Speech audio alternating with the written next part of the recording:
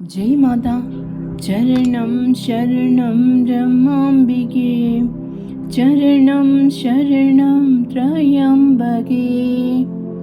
ഗൃഹാന്തരീക്ഷത്തിൽ ഈശ്വര ദർശനത്തിനായുള്ള ആധ്യാത്മിക അച്ചടക്കം എന്നത് സത്യാന്വേഷണത്തോടുള്ള സമർപ്പണവും ധർമ്മനിഷ്ഠയിലുള്ള ഭക്തിയുമാണ്.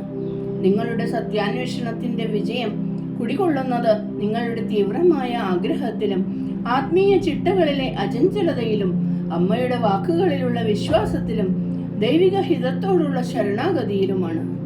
ബാഹ്യ സാഹചര്യങ്ങളാണ് സാധനയെ നിയന്ത്രിക്കുന്നത് എന്ന് ചിന്തിക്കുന്നത് ഒരു മിഥ്യയാണ്. ആത്മീയ പാതയിലെ പുരോഗതി നിങ്ങളുടെ മനസ്സിന്റെ ശുദ്ധിയെയും ആഗ്രഹത്തിന്റെ സ്ഥിരതയെയും ആശ്രയിച്ചിരിക്കുന്നു. ഉദാത്തമായ കുടുംബജീവിതത്തിൽ സാധനയ്ക്ക് അനുയോജ്യമായ സാഹചര്യങ്ങൾ സൃഷ്ടിക്കാനും നിങ്ങളുടെ ആത്മീയ വികാസത്തിന്റെ സൗധം പടുത്തുയർത്താനും സാധിക്കും. വീടിനുള്ളിലെയും സാമൂഹിക ജീവിതത്തിലെയും കടമകളും ഉത്തരവാദിത്വങ്ങളും യോഗത്തിന്റെ ഒരു ഘട്ടമായി മാറ്റണം. അതാണ് ഗൃഹസ്ഥാശ്രമത്തിലെ സത്യാന്വേഷണ രീതി. ഈശ്വരാനുഭൂതിക്ക് ഏക തടസ്സം അജ്ഞാനത്തിന്റെ പ്രകടരൂപമായ ഗുണങ്ങൾ നിറഞ്ഞ മനസ്സാണ്. അമ്മയുടെ വാക്കുകളിൽ വിശ്വാസമർപ്പിച്ചും ധർമ്മത്തിൽ ഉറച്ചു നിന്നും അമ്മ നിർദ്ദേശിച്ച ആത്മീയ ചിട്ടകൾ നിങ്ങൾ പരിശീലിക്കണം. മനസ്സിനെ ശിക്ഷണം നൽകി ശുദ്ധീകരിക്കുകയും ശാന്തമാക്കുകയും രൂപാന്തരപ്പെടുത്തുകയും വേണം. എങ്കിൽ മാത്രമേ ആത്മാവിന്റെ ഈശ്വരീയതയും പരമാത്മാവിന്റെ മഹിമയും നിങ്ങൾക്ക് അനുഭവവേദ്യമാകൂ. അമ്മയുടെ സാന്നിധ്യം എപ്പോഴും കൂടെയുണ്ടെന്ന ബോധത്തോടെയും അമ്മയുടെ തത്വങ്ങൾ ഭക്തിയോടെ പരിശീലിച്ചും നിങ്ങൾ വീടിനെ ശാന്തിയുടെ സ്വർഗമാക്കി മാറ്റണം. അത് കടമകളുടെ മേഖലയിലായാലും ആത്മീയ സാധനയിലായാലും ശ്രദ്ധയാണ് ഉന്നതമായ ജീവിതത്തിന്റെ അടിസ്ഥാനം. ഗുരുവാക്യത്തിലുള്ള ഈ ഭക്തി നിർഭരമായ വിശ്വാസം ഒടുവിൽ ഈശ്വര ദർശനത്തിലേക്ക് നയിക്കുന്നു. ആത്മീയ അനുഭവത്തിന് ധാർമ്മിക വിശുദ്ധി അത്യാവശ്യമാണ്. സത്വഗുണങ്ങളാൽ ശോഭിക്കുന്ന ഉജ്ജ്വലമായ സ്വഭാവമായിരിക്കണം നിങ്ങളുടെ ആഭരണം. ഗുരുവിന്റെ കൃപ ലഭിക്കാൻ നിങ്ങളുടെ ജീവിതം ധർമ്മ നിയമങ്ങളാൽ നയിക്കപ്പെടണം. കുടുംബങ്ങളിൽ നിങ്ങളൊരു കൂട്ടായ സത്യാന്വേഷണത്തിലാണ് ഏർപ്പെട്ടിരിക്കുന്നത്. ഭാര്യ, ഭർത്താവ്, കുട്ടികൾ തുടങ്ങി വീട്ടിലുള്ള എല്ലാവരുടെയും ഉന്നമനമായിരിക്കണം നിങ്ങളുടെ ലക്ഷ്യം. ഒരു ഉത്തമ ഗൃഹസ്ഥന്റെ ജീവിതം ത്യാഗം, ആത്മനിരാസം, ധാർമ്മിക മൂല്യങ്ങളോടുള്ള അചഞ്ചലമായ ഭക്തി എന്നിവയാൽ അടയാളപ്പെടുത്തണം. കുടുംബത്തിന്റെ കെട്ടുറപ്പിന്റെ ഉത്തരവാദിത്വം പ്രധാനമായും സ്ത്രീകളിലാണ്. ഭാരതീയ പാരമ്പര്യത്തിൽ മാതൃത്വമാണ് ആരാധനാപാത്രം. ഗൃഹലക്ഷ്മി എന്ന നിലയിൽ ഒരു അമ്മ ഉദാത്തമായ ഗുണങ്ങളാൽ ശോഭിക്കണം. കുട്ടികൾക്ക് ജന്മം നൽകിയത് കൊണ്ട് മാത്രം ഒരാൾ അമ്മയാകുന്നില്ല. അവർ ഗുണങ്ങളുടെ മാതൃകയാകണം. ആധ്യാത്മിക ശക്തിയുള്ള അത്തരം അമ്മമാരാണ് രാജ്യത്തിന്റെ ഭാവി നിർണയിക്കുന്നത്. ധർമ്മത്തിന്റെ ഉന്നത തത്വങ്ങളും ഈശ്വരനിലുള്ള വിശ്വാസവും നൽകി വേണം നിങ്ങൾ കുട്ടികളെ വളർത്താൻ. സ്വാർത്ഥ താല്പര്യങ്ങളും അമിതമായ മമതയും വെടിഞ്ഞ് നിങ്ങളുടെ മക്കൾ ഈശ്വരൻ്റെതാണെന്ന് കരുതി സമൂഹത്തിന് വഴികാട്ടികളായി അവരെ സമർപ്പിക്കണം.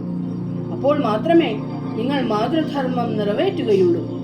ഒറ്റക്കെട്ടായി നിന്ന് ഈശ്വരാനുഭൂതിക്കായി നിങ്ങൾ പരിശ്രമിക്കണം. അതോടൊപ്പം തന്നെ നിങ്ങൾക്ക് അനുവദിച്ചു തന്നിട്ടുള്ള എല്ലാ ധർമ്മങ്ങളും കടമകളും സൂക്ഷ്മമായി നിറവേറ്റുകയും വേണം. ആന്തരികവും ബാഹ്യവുമായ ഐക്യത്തിനായി പ്രവർത്തിക്കുക.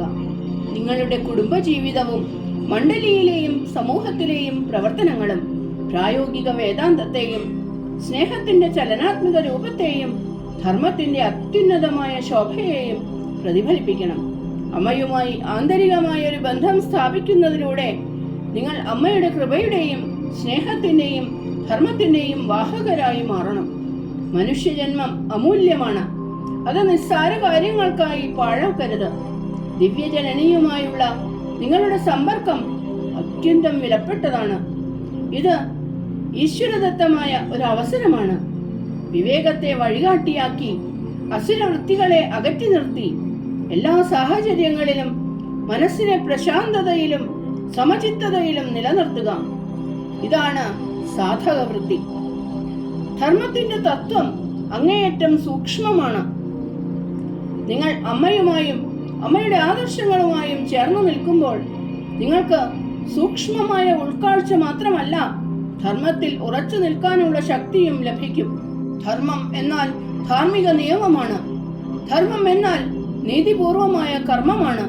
സത്യബോധത്തിൽ നിന്നുള്ള ജീവിതത്തിന്റെ പ്രകാശമാണ് ധർമ്മം. അമ്മയുടെ കുട്ടികളായ നിങ്ങൾ ധർമ്മശോഭയുള്ള നക്ഷത്രങ്ങളായി തിളങ്ങണം.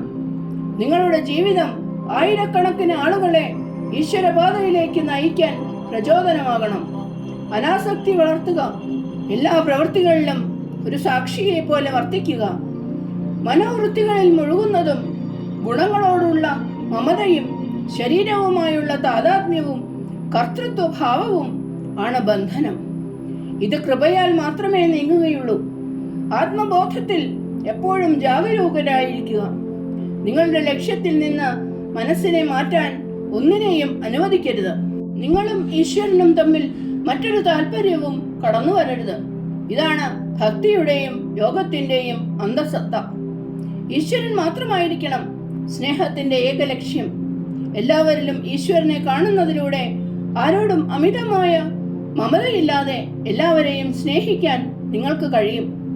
യഥാർത്ഥ സ്നേഹത്തിൽ സ്വാർത്ഥമായ മമതയ്ക്ക് സ്ഥാനമില്ല. നിങ്ങളുടെ ഭക്തി നിമിഷം പ്രതി വർദ്ധിക്കട്ടെ. നിങ്ങളുടെ വിശ്വാസം മഹാമേരുവിനെ പോലെ ഉറച്ചതാകണം. പ്രാരാബ്ധ കർമ്മങ്ങളുടെ പരീക്ഷണങ്ങൾ ജീവിതത്തിൽ വരും. അറിവില്ലാത്തവർ അതിന് കീഴടങ്ങുന്നു. എന്നാൽ പരാശക്തിയുടെ വീരമക്കളായ നിങ്ങൾ അവയെ ധൈര്യത്തോടെ നേരിടണം. ആർത്തലയ്ക്കുന്ന കടലിലെ കൂറ്റൻ പാറയെ പോലെ അചഞ്ചലരായി നിൽക്കണം. എല്ലാ ബലഹീനതകളും താഴ്ന്ന ചിന്തകളിൽ നിന്നാണ് ഉണ്ടാകുന്നത്.